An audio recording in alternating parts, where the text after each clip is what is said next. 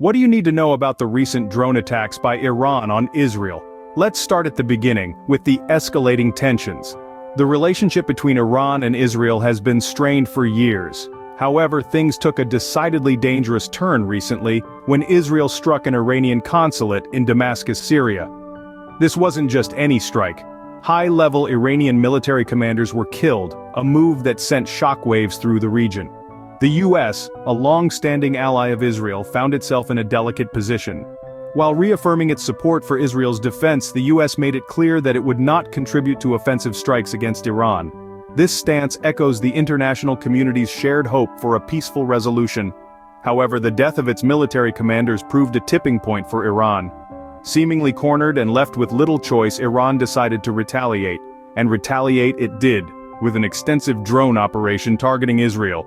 Now with the stage set for conflict, Iran launches its airborne attack. In response to the strike on their consulate, Iran initiated an extensive drone operation against Israel. This unprecedented attack saw a swarm of drones, an airborne assault, soaring into the skies with Israel as their target. The magnitude of such an operation is not to be understated. Despite the gravity of the situation, the silver lining, if there is one to be found in such circumstances, is that there have been no reported casualties in Israel. Yet, the tangible impact on the nation's sense of security is significant. An unsettling air of vulnerability hangs over the country, a feeling intensified by the unpredictable nature of drone warfare. In the aftermath of the attack, Israel's immediate reaction was a swift and decisive one.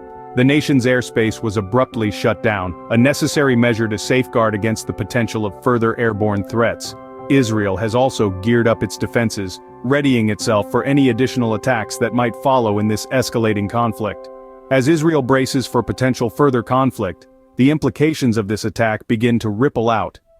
A new chapter in the long-standing animosity between Iran and Israel has begun, and the world watches with bated breath. This attack is not just about Iran and Israel. It's about the stability of the entire region.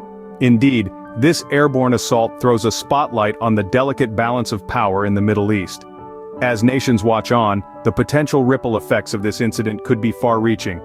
International organizations like the United Nations are likely to step in, urging for immediate de-escalation and peaceful resolution. Other countries in the region, such as Saudi Arabia and Syria, may also feel the heat, potentially being drawn into this web of complex geopolitical tensions. But let's not forget the core of this issue, the long-standing animosity between Iran and Israel. This drone attack is yet another spark in a powder keg of historical disputes and religious differences. It's not just about an isolated incident, it's about a narrative that has been unfolding for decades. The question now is, how will this new chapter in their rivalry affect the broader stability of the region? Will it lead to a full-blown conflict, or will it serve as a wake-up call, prompting efforts towards a lasting peace? This drone attack has not only escalated tensions between Iran and Israel but also raised questions about the future stability of the region.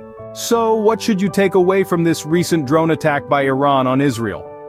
Firstly, it's crucial to understand the escalating tensions that led to this attack.